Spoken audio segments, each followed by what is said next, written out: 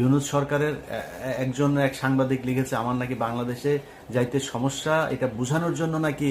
করছে। আমি আমার ভিডিওতে বলছি আমার বাংলাদেশে কোনো সমস্যা নাই। ডক্টর ইউনূসের বিরুদ্ধে কিছু বলেছি, নাহিদের বিরুদ্ধে কিছু বলেছি, আসিফের বিরুদ্ধে কিছু বলেছি, অন্য অনেক আছে তাদের বিরুদ্ধে কিছু বলেছি, বলি নাই তো। ইভেন কি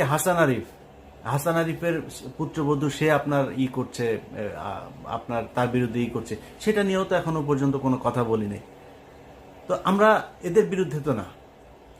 আমরা হচ্ছে বিশেষ বিশেষ ব্যক্তিদের বিরুদ্ধে যারা প্রথম আলো, ইসকন, ভারত তাদেরকে বাঁচাইতে চায়, ভারতীয় চরেদেরকে যারা শেল্টার দিতে চায়, আমরা তাদের বিরুদ্ধে যদি মরার মতো পরিস্থিতি যদি তৈরি হয়, আমি ইলিয়াস, আমার যদি কোনোদিন ধরেন কোর্টের মধ্যে দেখেন না, পুলিশ আমার 2 হাত পা ধরে তারপরে পুলিশ আমার কোর্টে উঠাচ্ছে বাংলাদেশে, ওইখানে দাঁড়ায়ও আমার সর্বোচ্চ, আমার মুখ যদি চেপে না ধরে ওইখানে দাঁড়ায়ও আমি ভারত